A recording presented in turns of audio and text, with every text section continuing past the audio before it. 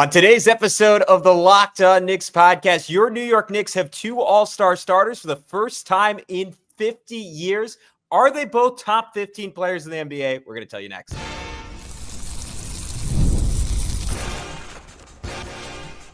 You are Locked On Knicks, your daily New York Knicks podcast, part of the Locked On Podcast Network. Your team every day. Hey, what's up, guys? This is Locked On Knicks, part of the Locked On Podcast Network, your team every day. I'm Gavin, Schall, your Saturday host of the Locked On NBA podcast, and of course, your favorite play-by-play broadcaster's favorite play-by-play broadcaster. He is Alex Wolfe, editor-in-chief of the Strickland, the greatest Knicks website in the whole wide world. I saw a Ben Stiller retweet today, and then a Karl-Anthony Towns retweet of that retweet. So if you want to be like your favorite celebrities, follow the Strickland, retweet the Strickland, promote the Strickland. Great stuff over there, always, all the time. But again, this is Locked On Knicks, your daily podcast on the New York Knicks, giving you the most detailed insight on your favorite team 5 days a week. And be sure to join thousands of other Knicks fans in subscribing on both YouTube and your favorite podcast platform to get the best insight daily on your favorite team. On today's episode, we're going to be talking about Jalen Brunson and Karl-Anthony Towns, both all-star starters, first time in 50 years. The Knicks have pulled off that feat. That is pretty cool. We're going to tell you who else made it, who we think the reserves are going to be, and if both those guys are actually top. We had top 25. I would go so far as to say maybe even top 15 players in the NBA. We'll get into all that. But first, I want to remind you that today's show is brought to you by our friends over at FanDuel. From the first whistle to the final drive, FanDuel makes the NFL playoffs even more exciting. Right now, new customers can bet $5 and get $300 in bonus bets if you win your first bet. Visit FanDuel.com to get started. We also want to remind you to check out the Locked On Knicks newsletter. That's right, your favorite podcast now is a newsletter introduced in the Locked On Knicks newsletter, the one-stop shop for ultimate team and league coverage delivered right to your inbox. Sign up for free now at LockedOnDaily.com. That's LockedOnDaily.com. And start your day with the all-new free Locked On Knicks newsletter. Get writing from Alex and I, our team of national writers here at Locked On, and of course, Josh Lloyd with the latest in fantasy basketball. We found out today, Alex, we are top 5 in open rate. So that means the people who are getting the newsletter are loving the newsletter. I think we're only something like 20th, though, in overall subscribers. So we really appreciate you guys subscribing because that's embarrassing for a team with 2 all-star starters. But Alex, that's the big news of the day. What was your reaction to finding out that Jalen Brunson and Karl-Anthony Towns both made the cut? Not all that surprised. I broke it down, earlier today in my episode I did this morning, where I was like, KAT felt like a lock. That felt more or less foregone conclusion, mostly not because I thought that he was better than like Giannis or Tatum necessarily, but just because I thought that after those 3, it was a pretty precipitous drop off, whether it was, for the front court voting, I should say, whether it was injuries or misbehavior, looking at Jimmy Butler, just a lot of kind of a mess. I guess the only one that you could have said reasonably, if they were as good as they were last year, would be like Jalen Brown. Maybe would have threatened because he's having a good season as always, but like the Celtics are kind of dealing with their own little bit of malaise right now. And I feel like just because of the fact that he and Tatum play basically the same position, like it just feels like it feels like it's more of an uphill climb for him to get that level of like support, both from the fans, the media, the other players, everything else. So that one felt pretty much like a home run. The Brunson one, I think, I made the case earlier, like he was going to have to kind of eke it out. Like, it really helped. It honestly, whoever voted for him, like props to all the Knicks fans that probably went out there, because I don't think that Brunson was getting a lot of votes from non-Knicks fans, if I'm being completely honest. Like, I just don't think that he has captured America's imagination like that, where he's like someone that people outside of New York are like going out of their way to watch, or, they listen to national people like Brian Windhorst, who just boil down Brunson's game to like, well, he just like baits fouls a lot, and that's his whole game. Which is just so patently not the case. But, I think that it was probably a lot of Knicks fans who really, managed to get him in there and got him to 3rd in the fan vote, which he ended up needing, because then he got 3rd in the fan vote, 2nd in the media vote, 2nd in the player vote, which then let him just barely edge out LaMelo Ball, who took number 1 in the fan vote, probably thanks to his brother's song, I guess. Because I'm just being honest. I don't think a dude who's played in like 25 games or 28, whatever the number of games is, and is not super efficient, even though he's putting up good counting stats and is on an 11-win team at this point in the season, really deserves to be an all-star starter, if I'm being completely honest. So, he was first in fan vote, which was worth the most percentage, but then third in the players vote for LaMelo and seventh in the media vote. So the media was not super won over by LaMelo's case, apparently, which then, just that climbing over Damian Lillard really helped Brunson lock it up. But I mean, all in all, well deserved for both of them. I think they've been one of, if not the best, like two-man tandem in the NBA this year. Like, I think you could argue, just based on the fact that both of them are setting career highs this year in various categories, like Brunson, career high in assists, KAT, career high in rebounds, really close to leading the league in rebounds per game. It's kind of just like they've put the work in, and they're clearly huge impacts on their team, and their team is top 3 in their conference and one of the best teams in the NBA. So, I think it's well deserved. Obviously, we'll see back half of the season. Hopefully the team comes through, and maybe they push towards that 2 seed. Maybe they could somehow unseat Boston. That would be awesome. But for now, this is a really nice little celebration of the Knicks midway through the season. Yeah, I'm with you, and I think I don't know why this is weird, because obviously Brunson is the player we are closer to at this point, given our history with him.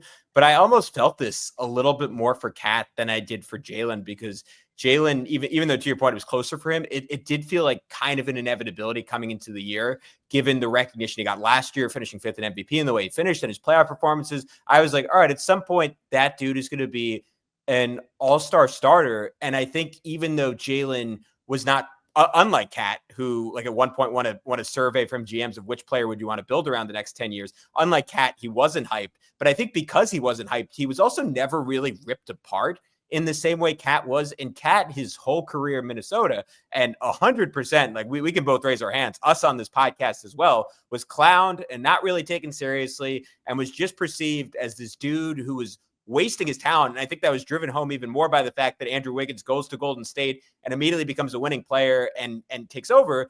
And then KAT didn't get a lot of credit these last 2 years. It was all sort of attributed to Anthony Edwards and Rudy Gobert when Minnesota that turnaround. And you would hear some people say, and certainly people in Minnesota say, well, like KAT's taking on a lesser role, and he's like really working his butt off to fit into that and still be a positive contributor. So I'm not knocking like the best NBA analysts out there, but I think the general fan was like, KAT's the guy holding that team back. KAT's the reason they're not going to have success in the playoffs. And I think that is part of the reason, despite some incredible offensive seasons, and of course, just the general depth in the Western Conference, his 5th All-Star team, this is the first time he is a starter. And it's cool to see the confluence of like, one, like that happening in New York, adjacent to his hometown, at the very least his home region, but also like for such a special team that I think you and I could make a very compelling case, like him, maybe even over Jalen, has been this team's most important player. So I think it's so cool to see him get that win. Yeah, I don't think that's really pushing it either, to say. I mean, I kind of have the same thoughts. Like, I feel great for both of them. I will say I do feel like it is nice for Brunson to be able to take the spot that he tied for but lost on a tiebreaker last year, and get that starting spot, because I definitely thought he deserved it over Lillard last year. I don't think that was even a question. So it's nice to see him kind of take that spot and get into that starting spot. Likewise, I mean, if we're I'll save my other takes. I was gonna say it's kind of nice to see Donovan Mitchell get it too, if I'm being completely honest. Like, I know he plays for like the rival or whatever, but like it's well earned this year. It was nice to see him kind of just get that like almost by default, and be recognized for being one of the best guards on a really good team. But with KAT, I mean, I think we've seen recently the games when the Knicks are missing him, they've really missed him when they don't have him on the floor. I mean, he's just so important to everything they do on offense this year. We've talked about like he might not be the best defender, but he's definitely the best defensive rebounder right now, like one of, if not the best defensive rebounder in the game right now. And so whenever they're without that size, especially with no Mitchell Robinson available right now, like it's tough sailing. He's just kind of become, Brunson obviously is who they built the team around, but KAT has sort of become the player most essential to the team built around Brunson operating at the highest level it possibly can, which is what you would hope for when you make that sort of trade for him. But because he's a local kid, like, I mean, I've told this story a million times, but like I got to cover a high school game of his back in the day when he was at St. Joseph's Metuchen, like in New Jersey. Like New Jersey kid, grew up near New York, grew up a Knicks fan. Like it's cool. It's a cool story, and it comes on the same day when he gets his own solo Slam magazine cover. With him doing the New York on his chest, whatever. It seems like everything's coming together for him. He's universally praised as like a super nice guy, and as we've talked about all year, like we came in expecting, like, hearing from anyone that we would listen to, that, oh, he's soft, oh, he doesn't give it his all, he doesn't do this, he doesn't do that. It was all about what he doesn't do, but he does everything. I mean, he plays hurt. He plays hurt within a game that he gets hurt. He will limp up and down the floor and wave off a substitution 5 possessions in a row. He'll do whatever it takes to help the team win. He'll adjust his game based off the game and based off of how he's feeling, like we've seen recently, where he realized, hey, I can't shoot quite well enough with my thumb like this, so I'm just going to find other ways to dominate this game. He's played extremely smart. He's only gotten better as the year's gone on. So definitely super, super well deserved for him. And just like I think with Brunson, there's no real doubt to me that he's one of the top 2 guards in the East this year. I think there's absolutely no doubt to me, like, KAT is one of the top 3 front court players in the East this year, and possibly in the whole NBA this year. Yeah, I'm with you. I think honestly, the only other guy who wasn't even close that I could have made like a slight case for compared to Jalen is Cade Cunningham, and he was a few spots down. I don't think, I just got into a Twitter argument over it, I don't think LaMelo really belonged in that conversation. I don't think guys like Dame and Trey have been quite good enough this year. Dame with his deficiencies and just not taking on as big of a load with Giannis, like Trey just having a poor efficiency season, even though he's contributed more to winning this year. I think Jalen was a pretty clear-cut choice, but it was certainly a more interesting conversation. While KAT, some people would make an Evan Mobley case. I would hear you out on it. I just think he's been too good, too important. We mentioned it a bunch of times, but the most efficient, like top 20 scorer in basketball. And I don't think it is maybe Shea and Jokic are the 2 guys kind of pushing it and in that mix, but like it's him and MVPs essentially, which tells you how extraordinary he has been as an offensive basketball player this year. And with Jalen, you look towards some of the same metrics, and you look at the 3-point shooting and how he's kept turnovers down. And I think the thing with Jalen that, like, maybe, I don't know, people outside New York underestimate this, but just how consistently great of a shot maker he is down the stretch of games. And I think as Knicks fans, like, maybe I shouldn't speak for everyone else, I'll just speak for myself, I've almost started to take for granted, like, how incredibly good, like, when you have a bad night against the Nets, and in the last 2 minutes, Jalen can say, all right, we're all playing terribly right now, but I am far and away the best player on the court, and I'm going to go and get us 10 straight points, and I'm going to take us home. And, like, we can survive a bad night. And instead of coming off that Nets game and talking about a loss, we're coming off that Nets game and talking about a win, because that's who Jalen Brunson is. So he's an all-star starter. Karl-Anthony Towns is an all-star starter, Alex. God are the days of Damian Dotson, Alonzo Trier, Emmanuel Mudiay. The Knicks have superstars. Things are great. We're going to tell you some of the voting next of the other Knicks. And are these guys actually top 15 players in the league? All that and more next on Locked On Knicks. But first, we got to let you know about our friends over at FanDuel. And from the first whistle to the final drive, FanDuel makes the NFL playoffs even more exciting, because right now new customers could bet $5 to get $300 in bonus bets if you win your first bet. That's $300 to keep the action going.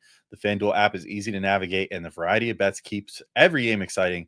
Plus, when you win, you get paid instantly. No waiting around for your winnings. Whether you're betting on your favorite team or just looking to add some extra excitement to the playoffs, FanDuel has you covered. Speaking of extra excitement of the playoffs, obviously it's championship week this week, so I'm not even going to pretend like I can bet the Bills at the Chiefs. That's going to be a slobber knocker, to quote a famous wrestling term that I've always loved. But the Commanders at the Eagles, Commanders 6.5-point underdogs.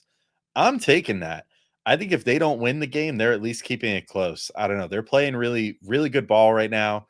Maybe it's asking a bit much out of Jaden Daniels that he takes that matchup as a rookie, but I'm willing to ride the train. I'm going team Josh Hart over team Jalen Brunson on this particular one. Even though Jalen Brunson has enough. He just made All-Star. Josh Hart is an All-Star. That's your argument right there. So anyway, just visit FanDuel.com to join today and get started with $300 in bonus bets. That's FanDuel.com. Make this playoff season unforgettable with FanDuel, an official sportsbook partner of the NFL. All right, Gavin, we're back in to keep talking through these All-Star results, and surprisingly, a lot of Knicks finishing fairly high in the standings here. So Josh Hart ends up finishing 11th in voting amongst guards. A little twisted there. I don't quite understand the rationale of him having to be a guard on this. I guess they just go by height. I feel like he would have fared better. I didn't look at the final vote totals of like what the popular vote was and whatever, but I imagine he probably would have finished a little higher amongst front court players, just based off the fact that the guards seem to be in the lower levels getting more votes cast for them than the front court, where pretty much he was 11th in the fan vote, which is pretty good. So. Yeah, 11th in fan voting for guards though, right? Like, yeah, I'm curious where that would have placed like on the front court, because the front court players in general were getting less votes because like the top three ran away with it so much. But either way, he was ahead of Derek White and hilariously Tyrese Halliburton, who when I was looking over last year's results when I was doing the preview show for the All-Star game this morning, I mean, Halliburton was like everybody's darling last year, ran away with every single category, was first by a mile in fan vote, media vote, and player vote. Like, crazy to see where he's ended up this year by comparison. But Josh Hart also had 18 players vote for him, so that's cool, getting the respect of his peers. Mikal in the front court finishes 10th with 22 player votes, pretty significant player presence there. So maybe just rep, or maybe he's been making guys' lives harder than we think this year, and they felt more compelled to vote for him. Or maybe everybody just likes him. He seems like a nice guy. And then OG Anunoby finishes 13th. So a lot of top 15 finishes for the Knicks. I mean, it makes sense. They certainly play enough minutes to all warrant getting votes, so they've all been playing more than anyone else altogether, but still encouraging sign nonetheless about the roster that the Knicks have built so far this year. Yeah, I'm pretty sure. I think Oklahoma City. I did not triple check this, but I'm pretty sure Oklahoma City was the only other team to have all 5 starters get in the top 15 in voting for backcourt or front court, which is a real testament to what the Knicks have built this year. And look, I would have pushed OG the first 17 games of the season. Like you could have convinced me maybe not a starter, but that he was an all-star. That's fallen off. Mikal, I don't think has been quite that good. Josh Hart, like we could talk about it. Like maybe there's a distant case for him as an all-star reserve. But again, like testament to Leon Rose. We would be pinching ourselves, Alex, if we knew we were going to be having this conversation a few years ago. But I kind of wanted to, like, maybe this is a weird episode to throw in a top 25. And I know it's an exercise we typically do in the offseason, but I wanted to throw it out there because you were talking about the perception of Brunson. I was talking about the perception of KAT. And like, this would suggest that both are, I don't know if you want to say top 10 players, because let's just caveat it with the West. It probably a slightly deeper talent pool than the East, but like both are should be top 20 players based on being all-star starters. So my metric for top 25 is always like, who would I take to win a 7-game series right now? I think is the best way to do it. So I'll read out my rankings. Let me know if you're on the same page with me. I'll keep it to the top. I'll go until we get to KAT, and then we can stop and discuss. But I have Jokic at 1. I still have Luka Doncic 2. Maybe that's high given the injuries and the crying and stuff, but he's just an absurd talent. Giannis 3, Shea 4, Tatum 5, Anthony Davis 6, Victor Wembanyama, maybe controversially, but I just think the guy is already just a game changer. He's 7th. And then I have our guy, Jalen Brunson at 8th. I have Steph Curry, this version of him at 9. I have Anthony Edwards at 10. I have Donovan Mitchell at 11. I have Kevin Durant at 12. The last 2 years of playoffs from him, I don't think have been very good. Even though as a regular season guy, I would probably have him still like top 6 or 7. I have LeBron at 13th. I have Cade Cunningham, who I'm finding I'm in love with, at 14th. And then I have our Karl-Anthony Towns, maybe as a talking point, maybe because I genuinely believe it, you'll never know, as the 15th best player in the NBA, just ahead of Devin Booker, Jaylen Brown, Kyrie Irving, De'Aaron Fox, and Trae Young. Does that does that sound about right to you? Because I think the perception on Jalen and KAT, if we're going to pull like maybe the TNT crew, I would guess is slightly lower than that. But I don't think I'm being a homer there. Yeah, I mean, let's first talk about the TNT crew. I mean, I don't know. People wonder why some people were celebrating that show was going off the air, or when thought it was going to be going off the air. I mean, the fact that they still have a bit, I hope it's a bit and not genuine, where Shaq either for real or pretends to still not know how to say Nikola Jokic's name, who is literally the best player in basketball and one of the best players of all time. Just like kind of blatantly disrespectful and borderline xenophobic. But whatever.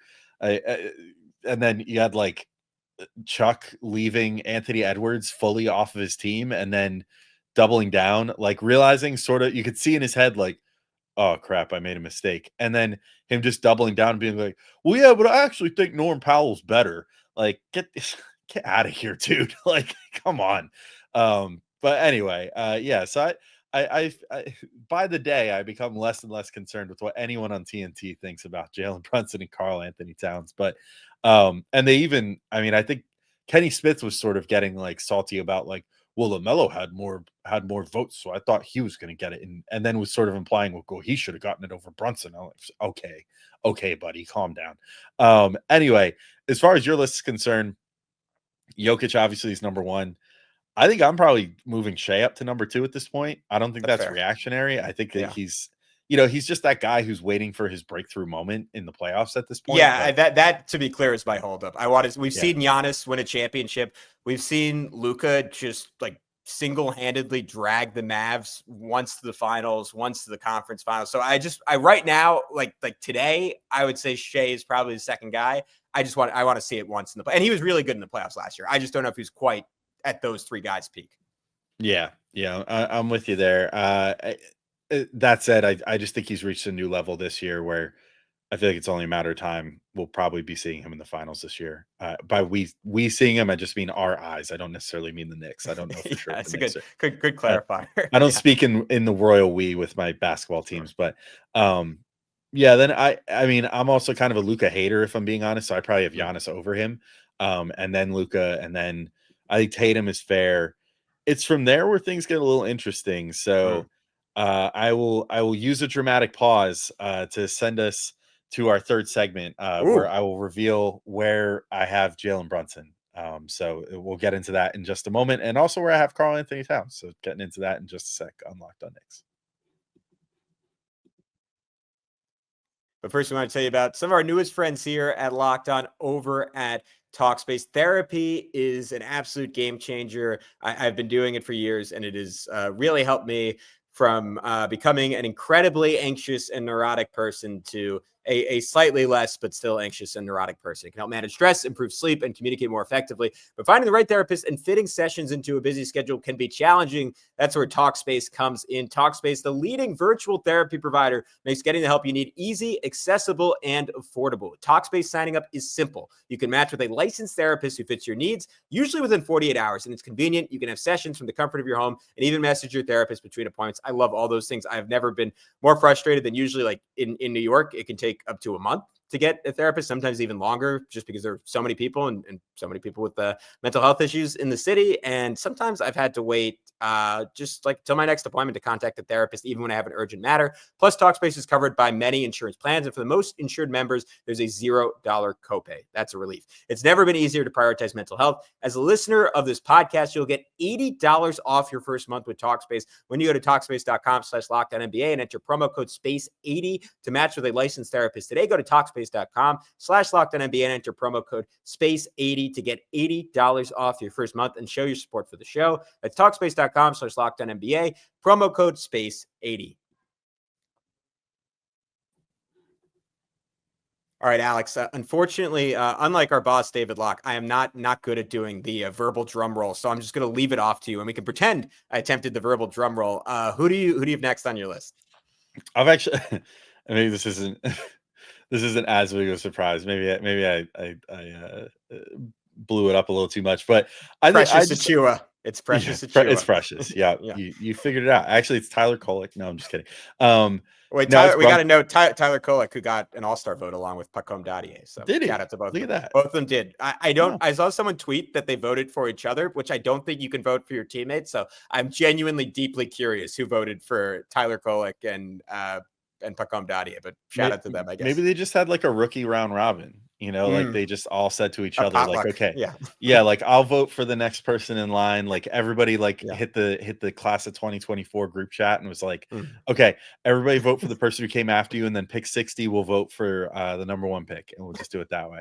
I don't know, but either way, I've got Brunson at number 6. Actually, I've got him next.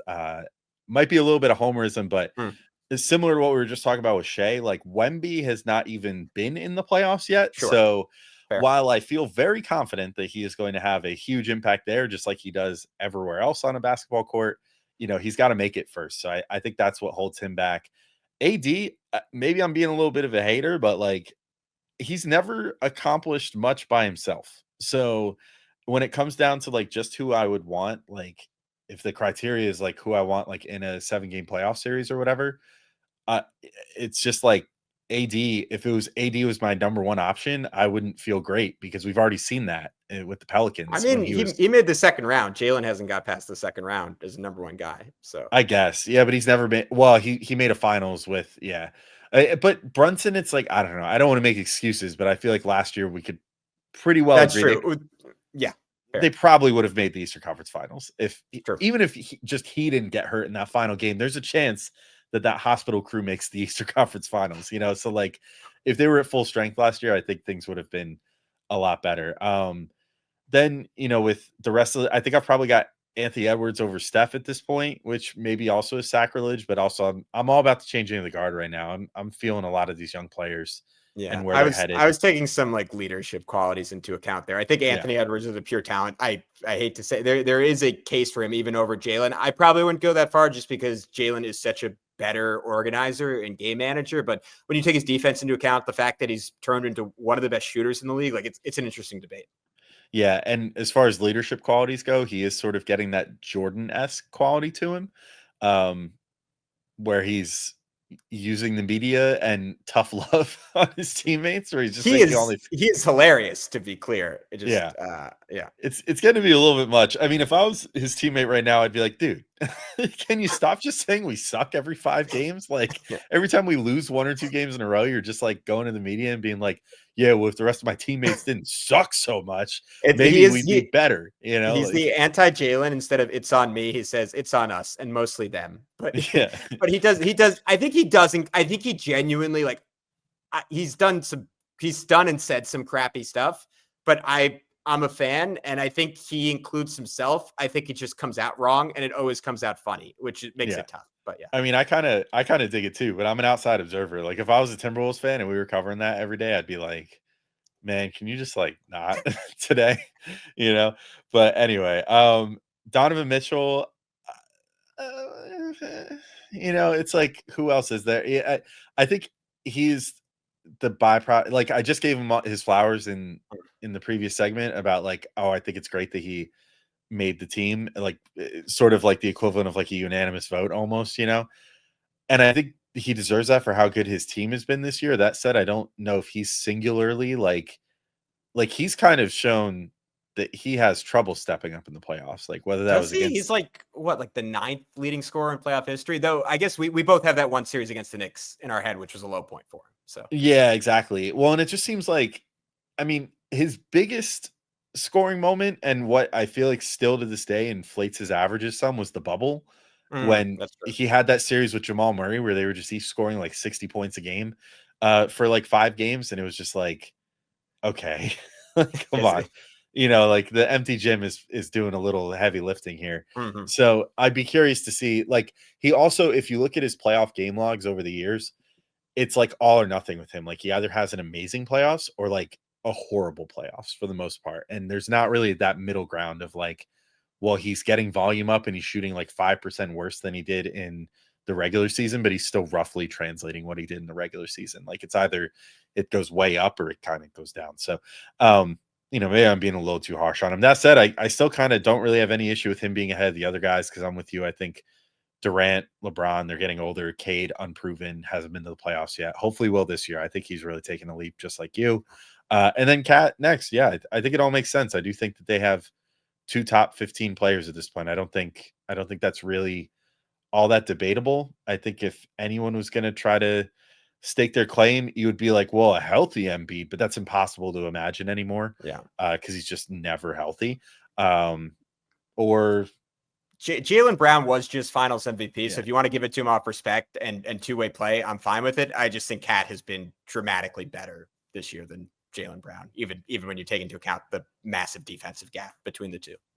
Yeah, I kind of think so too. And I mean, as we've talked about, like, defense, it also isn't just like, can you keep a guy in front of you? It's also like adding the defensive rebounding into it, which I think we're starting to appreciate more as the season goes on, which KAT is the best at. And then just how transcendent he is on offense right now. I mean, I think it was where did I see it today? I saw the stat somewhere. It was from an excerpt from Fred Katz's article recently. I forget, but there was a stat that someone put out that was like, if KAT's true shooting percentage holds out, which he's at like 65% right now, like if that holds out for the whole season, he'll be one of like 8 players in NBA history to hit that mark over the course of an entire season, which is crazy. I mean, that's just like nonsensical efficiency. And honestly, a huge leap for a guy that, like, normally for a big man is not the guy that you look at as the model of efficiency. Like, he's normally kind of like, well, his shooting percentages aren't the best, but he shoots a lot of threes. So I guess that's why, like it's kind of like, oh, well, I would prefer if my big man shot closer to like 55%, but he shoots like 49%, but he also shoots on the perimeter, blah, blah, blah. This year, it's like, there's no ifs, ands, or buts. Like, he's just shooting as well as he ever has from 3 and is doing it all on the inside too. So yeah, I'm with you. I think we can safely say the Knicks right now have 2 deserving all-star starters and two guys that deserve to be considered top 15 in the entire NBA. Yeah, it's great. Our audience is not likely to disagree with us. Shout out to Knicks fans. Thanks for the support on these points. I figured we could finish up with this. Like, do you think there's a snowball's chance in hell, like anyone else on the Knicks gets in? I personally, I think it is a long shot. If OG Anunoby had continued to put up 18 or more points per game on absolutely torrid efficiency and like league best defense, I think he deservingly would have been in the conversation. I honestly think it would have hurt him that someone like Zach Lowe is not writing this year, who I think passionately would have made the case for OG Anunoby and I think is an influencer. So, but that is a world we don't live in because OG has been kind of a shell of himself the last 20 games, at least relative to that start. And then Josh Hart, I just don't think the counting numbers are there. I think if you wanted to argue, is he one of the most 12 impactful players in the Eastern Conference? I would personally still have a little bit trouble going that far. But, and like, unless the Knicks were similar to the Thunder, a runaway number 1 seed. But if someone wanted to make that case, I would be all ears. Yeah, I would say first off, expand the All-Star rosters to 15 finally. Sure. I don't know why they're not. It's never made any sense to me that they limited it to 12. Like, there's clearly always 15 guys that are worthy of being on. Well, especially now we're doing the 14 thing. So yeah, really exactly. Like now there's just more room to do it, with the 4 team thing and 3 even teams. That would just mean, if you split it up 3 ways, that would mean 10 guys on each squad, which is kind of perfect because you're still having them play like a mini game. Yeah. And they're going to be playing against a Rising Stars team that I presumably will have 12 players to pull from, I think. So I would assume so. Yeah. Kind of evens the odds out a little bit that way. That would be nice. But so that's thing 1. But thing 2, I don't think they have anyone else sneak in. Definitely not OG. Definitely not Mikal. I would say Hart, if anyone was going to, would be the guy to get in. Just on that, like Draymond Green never put up crazy counting stats either, and yet just everybody understood what his impact was, and he made multiple All-Star teams as a result because he was playing on really good teams. But I think the criteria there that's not hit is that the Knicks themselves would need to basically, if the Knicks had that's what I should say, if they had the Thunder's record, I think. Yeah, or if they had the season narrative so far of like the Cavs. Yeah. Josh Hart's an All-Star. I would say unequivocally he would be an All-Star. But that's not the case. And I think it's already, I don't want to say generous, but like I think they've reached their ceiling with 2 All-Star starters. I think that's it. That's all they're going to be given by the coaches. Ultimately it's up to the coaches and whatever. And they're going to look at it and be like, No, we'd rather give, one spot to, someone else on another team. That's where the guys like maybe the guy that you argued with on Twitter would think otherwise, but that's where, to me, guys like LaMelo Ball or whatever that are like putting up crazy statistical seasons on terrible teams, but clearly deserve an all-star. Like, that's where I'd be like, yeah, LaMelo Ball should be an all-star over Josh Hart this year. You know what I mean? Like, LaMelo Ball is clearly having all-star numbers on just an absolutely terrible team, but you still deserve to get rewarded for that. So, I think I would give it to guys like that more than Josh Hart right now. If the Knicks were, if the Knicks only had like 4 or 5 losses to this point in the season, then yeah, absolutely. Josh Hart would be a shoo-in. And I think he would be the guy. But as it stands right now, I don't think they have another all-star in them. All right, cool. We're on the same page. LaMelo Ball, Josh Hart. That's the debate of the day. Tell us what you think in the comments. Until then, he's Alex. I'm Gavin. We'll talk to you soon. I'm Locked On Knicks.